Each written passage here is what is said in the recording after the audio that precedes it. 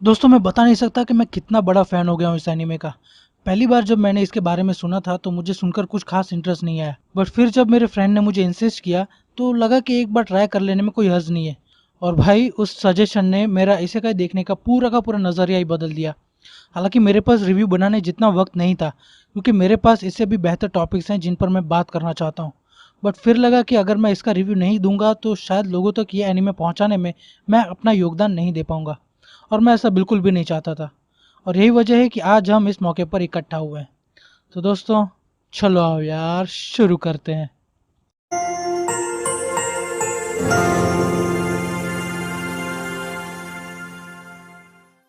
दोस्तों ये anime Japanese fantasy light novel पर बेस्ड है विद द सेम नेम, जिसे लिखा है फ्यूज ने और इसके इलिस्ट्रेटर है मित्सुआ।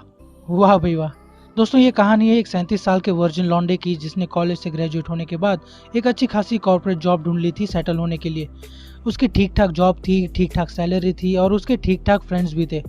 बट इस लॉन्डे की किस्मत दोस्तों इतनी खराब निकली कि इस एनीमे के पहले एपिसोड में ही किसी रैंडम बंदे ने चाकू से हमला करके उसकी जान ही ले ली। और मरने के बाद उस लौंडे की आत्मा जा गिरी एक अल्टरनेट वर्ल्ड में, जहां ह्यूमंस के साथ साथ मॉन्स्टर्स भी रहते हैं। और री इनकारनेट होने के बाद उसने रूप लिया एक स्लाइम का, जैसे कि इसका टाइटल सजेस्ट करता है। दोस्तों ये एनीमे कई मायनों में बाकी एनीमे से अलग है, जिसकी सबसे पहली और बड़ी वजह है इसका मेन प्रोटैगनिस्ट रिमुरु टेम्पेस्ट।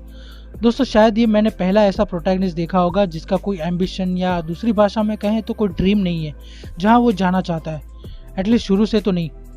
उसके बस एक छोटी सी इच्छा है जो वो पूरा करना चाहता है, और वो ये है कि दूसरा जीवन मिलने के बाद वो बस शांति से अपनी ज़िंदगी गुजारना चाहता है। और उसे फ़र्क नहीं पड़ता कि वो इंसानों के साथ रहकर अपनी ज़िंदगी बिताए या मॉन्स्टर्स के साथ या फिर किसी और रेस के साथ। वो चाहता है कि सब लोग साथ में मिलकर रहें। अब इसे आप एम्बिशंस कहें या उसका ड्रीम, फ़र्क नहीं पड़ता। बट मैंने ये पहला ऐसा प्रोटैगनिस्ट देखा है जिसकी सोच इतनी ग्राउंडेड है, जिसे मैं पूरी तरह से रिलेट कर सकता हूँ। और जैसे जैसे वक्त बीतता है वैसे वैसे हमने उसकी इच्छा को काफ़ी हद तक पूरा होते हुए भी देखा है। हाँ, ये बात और है कि कभी कभी ये कैरेक्टर थोड़ा डार्क ज़रूर हो जाता है, बट है अगर हम इस कैरेक्टर के पर्सपेक्टिव से देखें तो वो उसके एक्शंस को फुली जस्टिफाई करते हैं। दोस्तों इससे पहले जो मैंने इसेकाई देखी थी वो थी स्वॉर्ड आर्ट ऑनलाइन। हालांकि उसे देखे हुए काफ़ी लंबा अरसा बीत चुका है, लेकिन वो मेरी उस वक्त की फेवरेट एनीमे हुआ करती थी, जब तक कि मैंने वन पीस को कंप्लीट नहीं कर लिया था। मगर आज जब मैं पीछे जाकर देखता हूँ तो ऐसे वो मेरी फेवरेट लिस्ट में कहीं पर भी स्टैंड नहीं करती। Comparatively slime, sword art online और उसके तीनों सीजन्स में से मेरे नज़रिए में 200 गुना बेहतर है, क्योंकि स्लाइम में एसईओ की तरह कोई लव स्टोरी का एलिमेंट नहीं है और उसकी तरह उतनी स्लो भी नहीं है। दोस्तों इस एनीमे को पसंद करने के पीछे की एक वजह है, और मेरे ख्याल में सबसे बड़ी वजह इसकी स्टोरी रही है। इसमें हमारे मेन प्रोटैगनिस्ट रिमुरु टेम्पेस्ट को बाकी के शॉनेन प्रोटैगनिस्ट की तरह कोई पावरफुल नहीं बनना है, और ना ही उसे कोई विज़र्ड किंग बनना है और ना ही होकागे या पायरेट किंग बनना है। रिमुरु के पास जितनी भी पावर है उसका इस्तेमाल करके वो एक ऐसी जगह बनाना चाहता है जहां सब मिलकर रह सकें।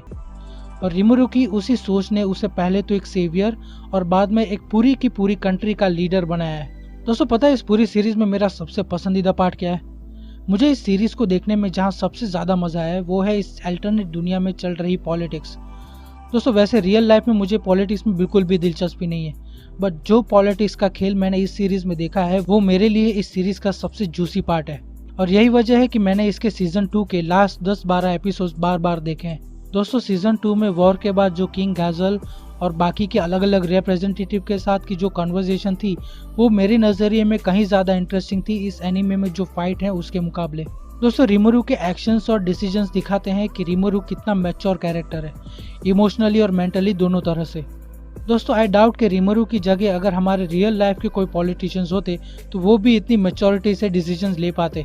एंड बिकॉज ऑफ दैट रिमुरु के कैरेक्टर को कहीं पर भी ग्रो करने की जरूरत नहीं है, क्योंकि वो ऑलरेडी 37 साल का एक मैच्योर कैरेक्टर है जिसने स्लाइम के रूप में जन्म लिया है। दोस्तों आई थिंक इस एनीमे में इसका थीम प्रीटी मच क्लियर है, और वो है एक प्रॉपर सिविलाइजेशन को बिल्ड करके उसे इवॉल्व करना और सबको साथ में लाना।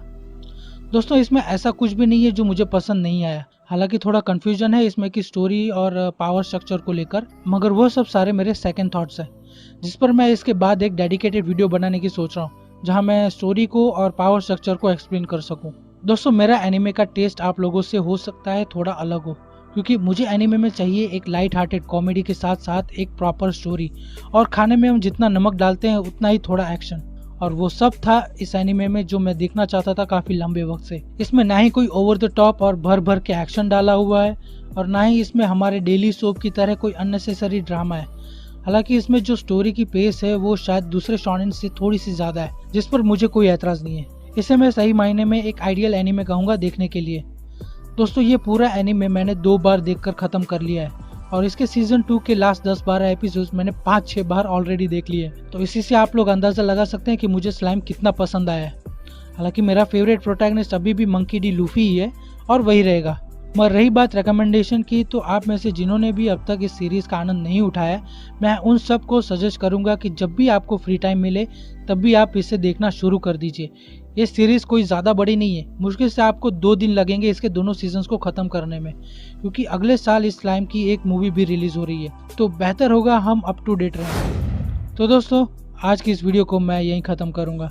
अगर आपको ये वीडियो पसंद आई हो तो लाइक कर देना, नहीं पसंद आई तो डिसलाइक कर देना यार, चलेगा। मगर आप अपने फेवरेट एनिमे की फैन थियरीज और एक्सप्लेनेशंस को मिस नहीं करना चाहते तो मेरे चैनल को सब्सक्राइब कर देना, क्योंकि मैं ऐसे वीडियोस लाता रहता हूँ। आपके पास कोई सजेशन है नेक्स्ट वीडियो के लिए तो किसी भी वीडियो के कमेंट बॉक्स में कमेंट कर देना, मैं पढ़ लूँगा।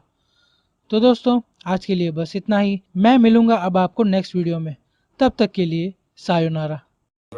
I play Ruby cause she hoeing. Mr. Brownie, birds I'm flowing. He could drain my money growing. Give me brain warts, total soaking. Squad, my voice in the ocean. Give me pussy and rub it with lotion. We evolved and it caused a commotion. Hit the plug with them hyper potions. Some hyper potion.